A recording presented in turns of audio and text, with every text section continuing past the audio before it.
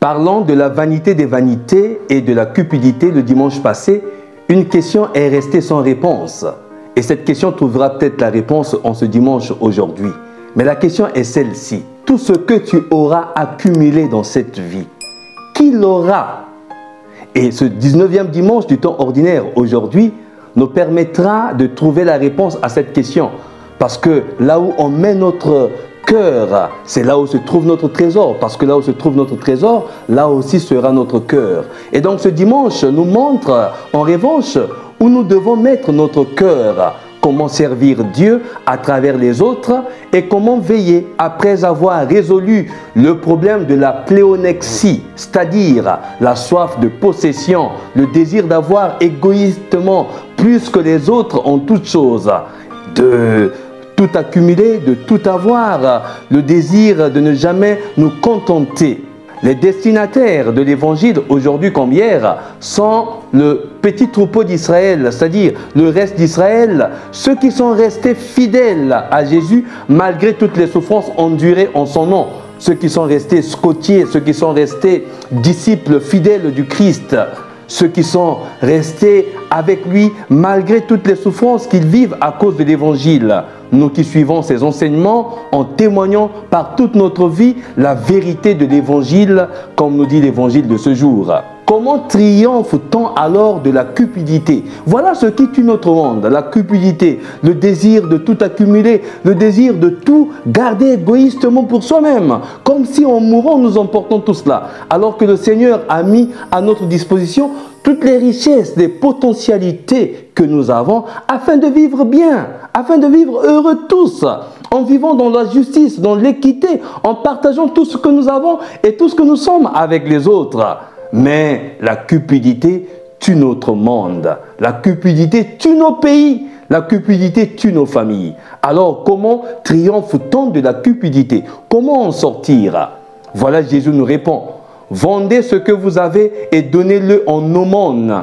Faites-vous une bourse qui ne s'use pas, un trésor inépuisable dans les cieux, là où le voleur n'approche pas, où la mythe ne ronge pas. Ceci veut dire quoi? Le partage des biens que nous avons, le partage des biens dont nous disposons, le partage et la privation d'un bien non seulement matériel, mais aussi spirituel ou humain, c'est-à-dire notre temps, chacun son temps, ses mains, ses pieds, un sourire, une étreinte, une visite, l'amitié, l'amour envers un autre, cet investissement qui ne se consomme jamais, ne se corrode pas et ne change jamais.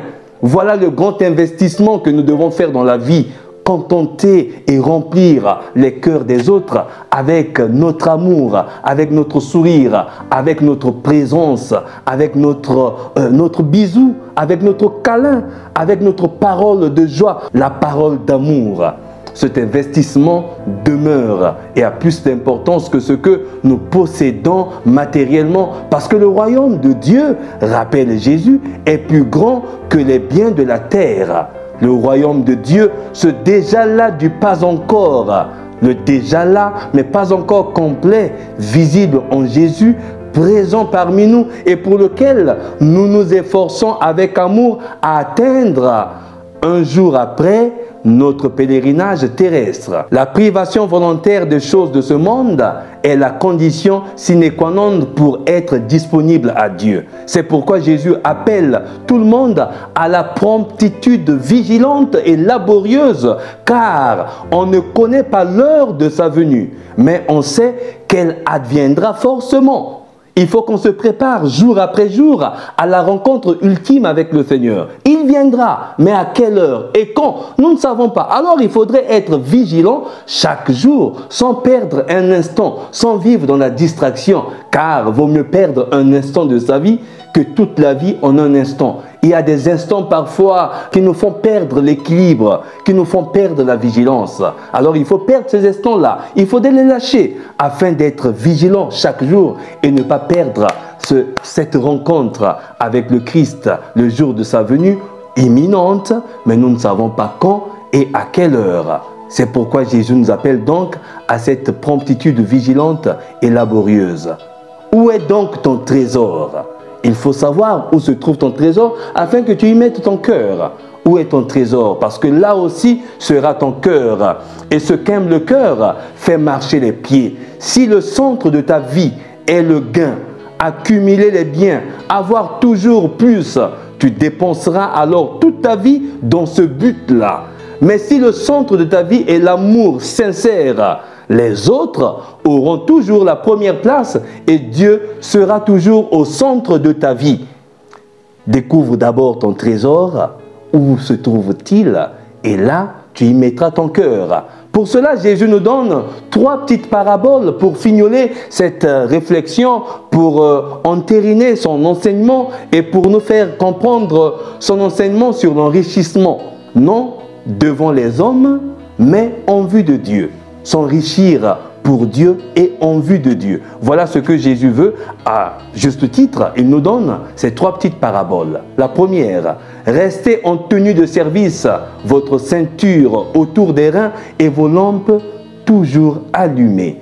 En servant Dieu à travers l'amour envers nos frères et sœurs en humanité, surtout les plus nécessiteux. Voilà ce que signifie rester en tenue de service.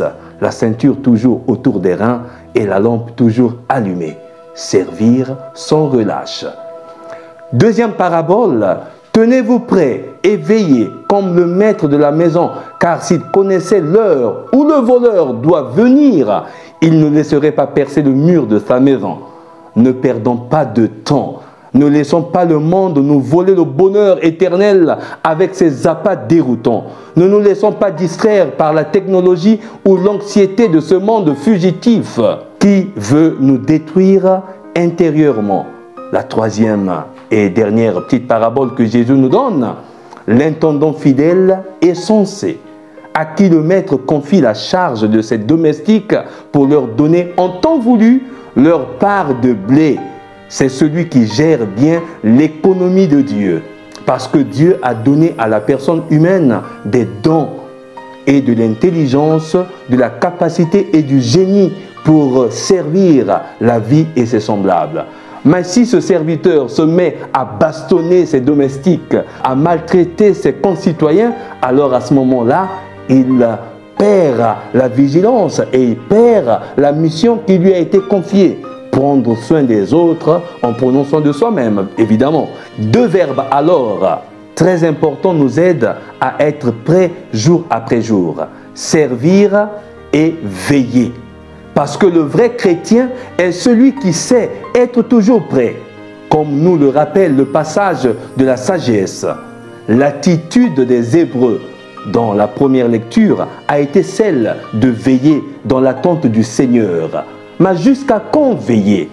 Je ne sais pas vous le dire, parce que nous ne savons ni le jour ni l'heure. Mais l'attitude est celle de veiller.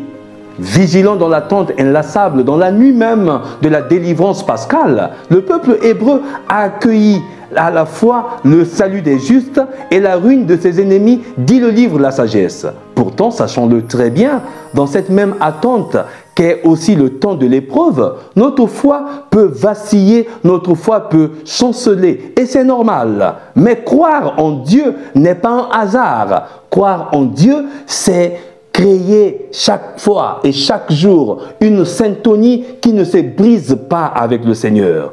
Une relation toujours consolidée. Et c'est cela la foi. Croire en Dieu, ce n'est pas un hasard. Croire en Dieu, c'est une relation. Croire en Dieu, c'est une relationnalité. Parce que la foi, c'est la réponse que l'homme donne à l'appel de Dieu. Quand Dieu t'appelle et tu réponds, c'est ça l'expression de notre foi. Cela requiert notre réponse de foi ferme. Car la foi, comme nous dit l'Épître aux Hébreux, allons lire, c'est la garantie des biens que l'on espère, la preuve des réalités qu'on ne voit pas. La foi est une façon de posséder ce que l'on espère, un moyen de connaître des réalités qu'on ne voit pas. C'est-à-dire, avoir la foi, c'est déjà croire en la réalisation et matérialisation de sa prière. Quand tu as demandé quelque chose, tu espères. Mais quand tu as la foi, tu crois que ce que tu as demandé, tu l'as déjà reçu. Et aux réalités invisibles, tu crois déjà les toucher palpablement quand tu as la foi. Et la foi est l'anticipation l'anticipation de ce que nous avons demandé. L'assurance est la garantie de ce que l'on espère. Quand on a la foi, par exemple, quand tu demandes la guérison à une maladie, tu crois déjà que tu es déjà guéri et tu crois déjà que tout ce que tu prends comme médicament et tout ce qui t'aide à guérir ont déjà accompli cette demande et ton espérance se matérialise. Alors, chers frères et sœurs, priez pour moi comme je prie pour vous. Que Dieu vous bénisse. Bon dimanche. Abbé Stephen Yanil Nkodia, serviteur inutile.